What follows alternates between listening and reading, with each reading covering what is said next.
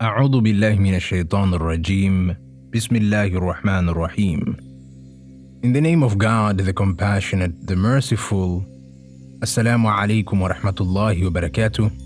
This is Amini Suedi, and you're listening to the Murid Talks podcast.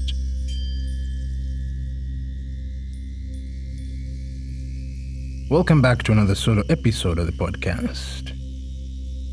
In our previous episode, we explored the contemplative journey and how, with the observation of external and internal phenomena, one sees the symbols of the supreme principle of all. In the contemplative journey, the exploration was based on the way things are and what we can realize from them, but not how they came to be. It is common amongst traditions, philosophies, and sciences to try and understand how things came to be, how our observable universe began. The divide, though, between the traditional and modern approach comes down as to why one seeks to understand the process, for the lack of a better word, of how we came to be here. Modern science, and I mean by it the most restricted use of the word science used by modern men, studies the cosmological beginning as a historical event, something in the past that might help us understand our universe today. And it seems to end at that. Modern cosmology seems to me as a fanciful exploration of our beginning, but only on a surface level, insofar as it helps us understand the natural world. We could say the same thing about modern anthropology in its relation to mankind. This really wouldn't be a problem, as any particular science studies reality from its more or less limited point of view. The problem begins when one insists that the limited framework of modern science is the only correct way to understand our universe, and the divorce of the physical sciences from the principial metaphysics. In simple terms, studying something for its own sake. Actually, this is one manifestation of idolatry, and even worse, polytheism. How so, you might ask? Polytheism is a religious term for the belief in many independent principles, detached from the supreme principle, or, in another sense, associating or attributing a cause supremacy between the supreme principle and the principles that manifest from it. This is the idea of shirk in Islam, what is translated as association. Even worse is the denial of any supreme principle, as seen in today's agnosticism and atheism. This leaves all things devoid of principle and truly devoid of meaning.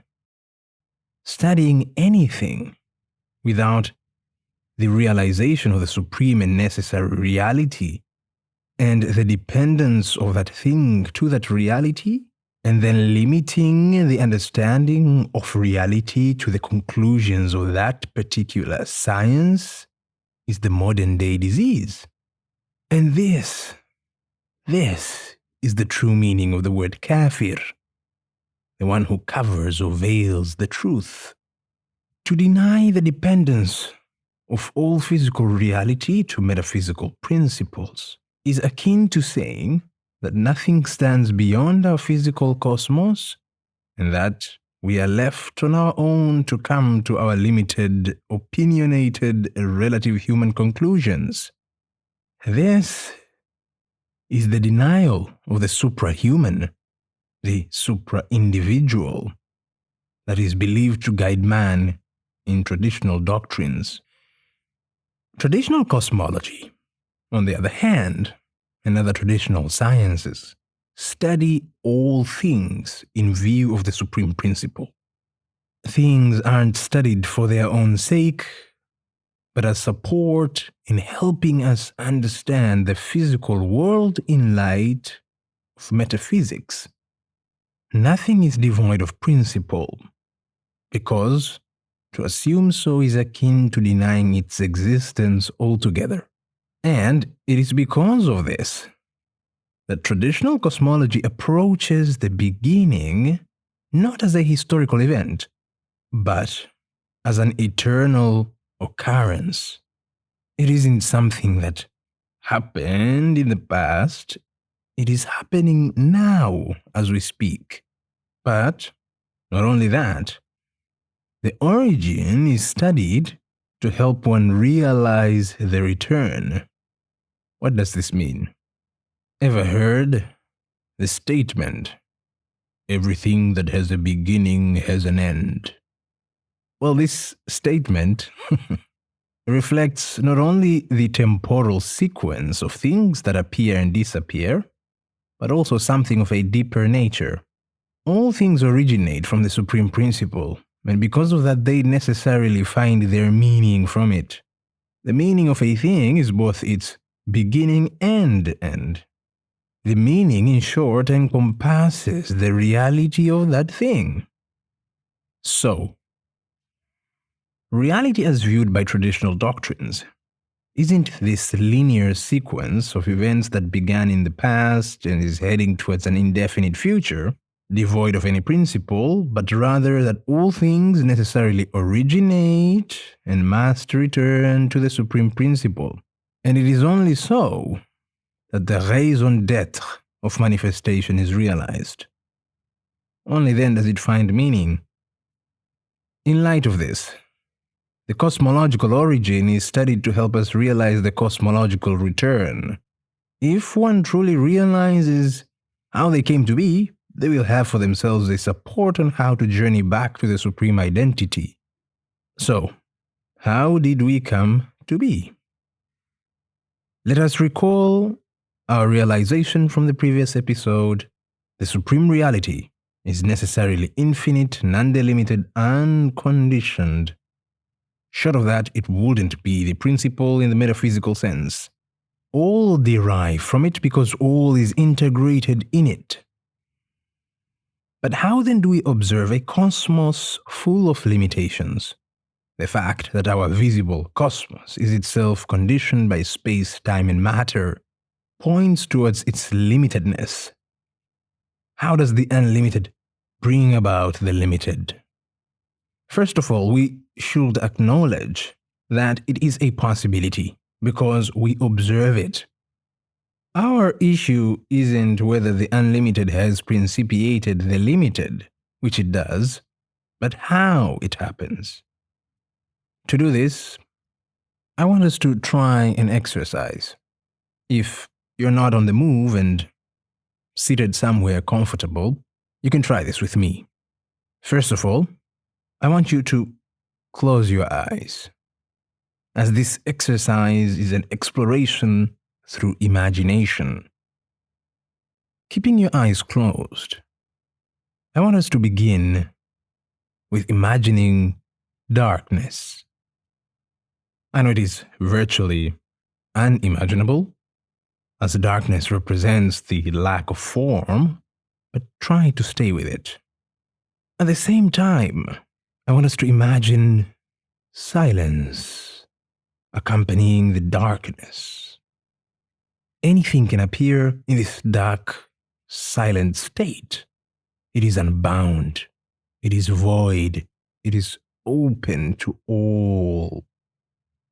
Now, I want us to condense all the dark silence into a point, the traditional symbol of zero.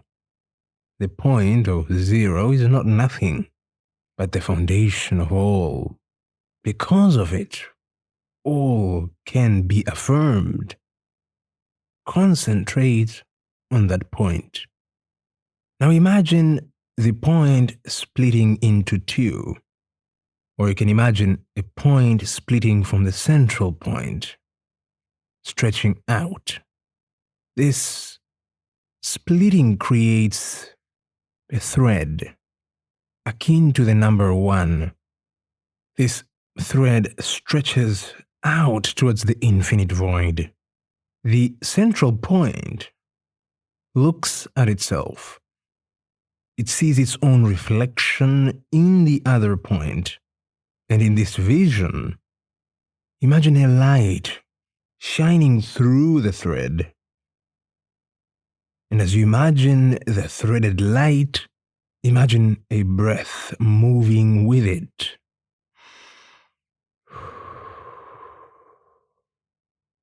The second point receives the light, and because of it becomes excited and begins to dance around the principal central point, our thread going round and round in ecstasy, creating a circle of indefinite expanse, heated by the breath that fills the silence. With each movement, light. With each movement, music. Now imagine the point moving up and down, going in circles. At first, it seems chaotic, but once you settle, you see a sphere around the central point. The sphere has no end, transparent light, infinite. The reflected dancing point in this ecstatic movement leaves traces of itself in the spherical vortex, each trace a reflection or conditioning of itself. Each traced point is connected to the center by the light thread. And truly, it is a reflection of that central point. Each traced point is found, witnessed, and realized in this indefinite sphere, like coordinates of divine geometry. Now take a moment and ponder on that sphere of light expanding indefinitely in the dark void, all in a state of balance and tranquility. Let it pass through you, as if going outside your mind, without forgetting the breath that accompanies it. Settle into that, as dark accommodates light and silence accommodates breath. Now open your eyes. Whew. Hopefully you're able to follow along our imaginative exercise. If not, I think you can also go back and retry the imaginative process. Now, the exercise is important because it will help us understand and get a little deeper into the metaphysical theory. Now, it's important before we begin to make ourselves understand the metaphysical terminology prevalent in the Far Eastern traditions. For our purposes, we shall be exploring two terms: non-being and being. Let us start with being, because it'll help us understand non-being. Being in these metaphysical traditions denotes the principle of all that is manifest. To be or to exist really, for them, is synonymous with manifestation. But to be able to conceive of the doctrinal teachings, it is important to understand that any conditioned state leaves out other states that aren't limited by said conditions. So, all possibilities of manifestation are limited by the condition of manifestation, in that they will necessarily manifest. By being so, the possibilities of manifestation leave out all other possibilities that have not manifested yet, and possibilities that will never manifest, as they lie outside the domain of being, which in our case is synonymous with manifestation. What then stands as the principle of the non-manifest possibilities? The word used is non-being. A word of caution. Non-being isn't the total negation of being into nothingness, as nothingness pure and simple, is impossible to begin with. Non-being is a negation of the limitations of being. In this sense, non-being stands as the supreme principle which integrates all possibilities, including that of being. Being is encompassed by non-being, as being itself is a non-manifest principle. Simply, being itself never manifests, but all things manifest from it. So in short, we could say that manifestation is encompassed or integrated and principiated from non-manifestation. Again, for our sake, integrating all possibilities of manifestation that haven't come into manifestation yet, and the possibilities that lie beyond the realm of manifestation altogether.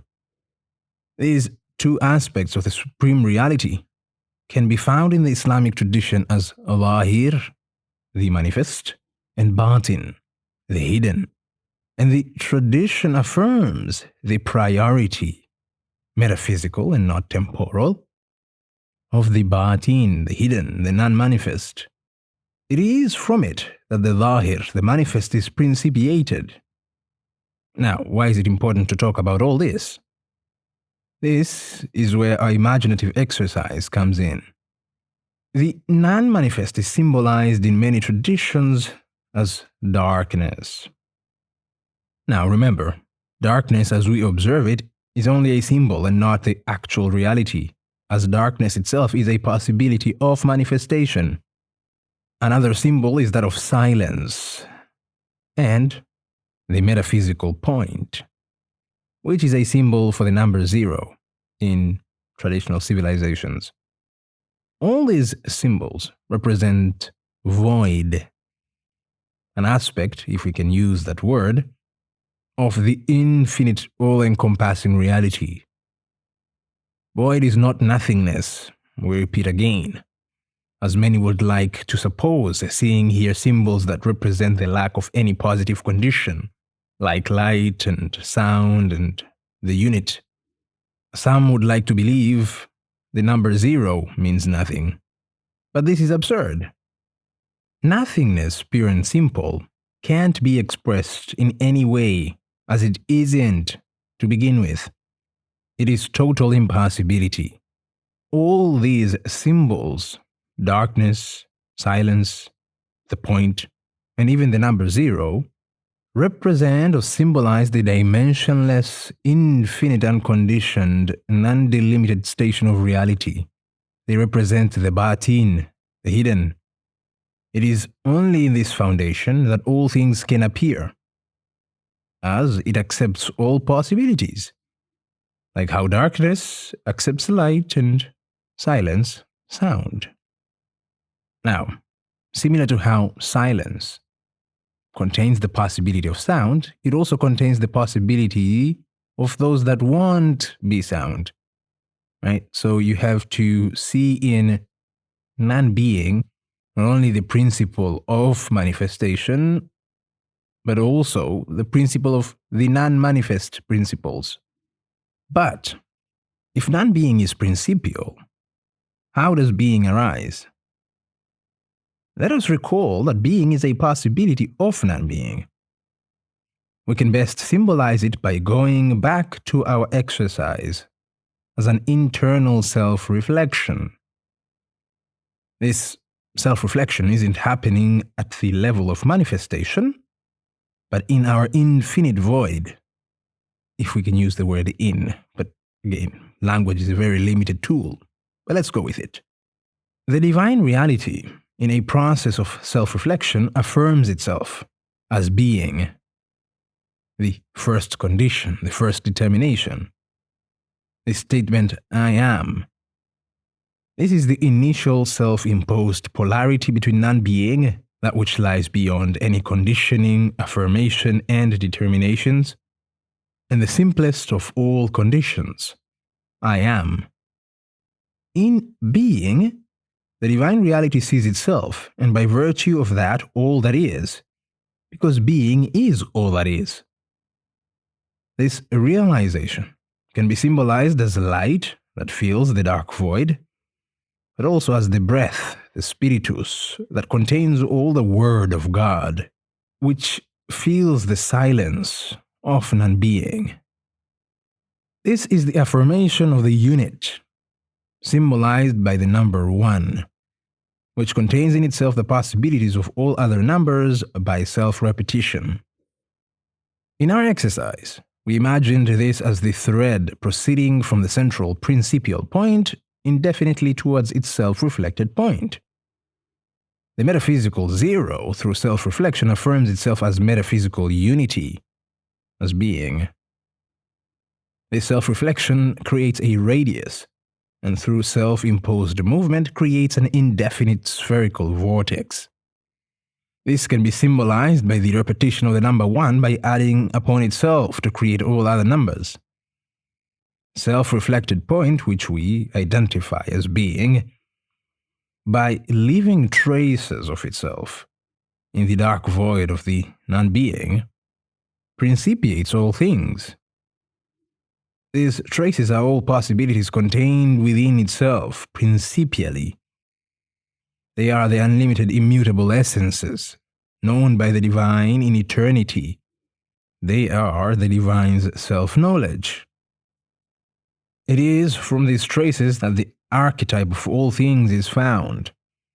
Prior to a thing manifesting, it is first realized in the hidden treasure of the divine breath, or light, or self-reflection, or self-realization. These archetypes receive light from the central principal point to manifest the possibilities found within them in eternity. They have no reality of their own. They are real inasmuch as they participate in the divine reality. To conclude, it is important to note that this cosmic occurrence didn't happen in the past. It is happening now. The divine treasure is always realized, and by virtue of that, every archetype receives the visionary light of the divine. And through them, all things appear. And by virtue of the threaded light, return back to their origin. Not in the future, but now. So, when one realizes, as we've talked about, that all things principiate from the center, the point, the symbol of the infinite, dimensionless reality, one realizes their way back. We pray that we are guided by that divine light. Until next time, I bid you farewell and a lovely, lovely day. Assalamu alaikum wa rahmatullahi wa barakatuh.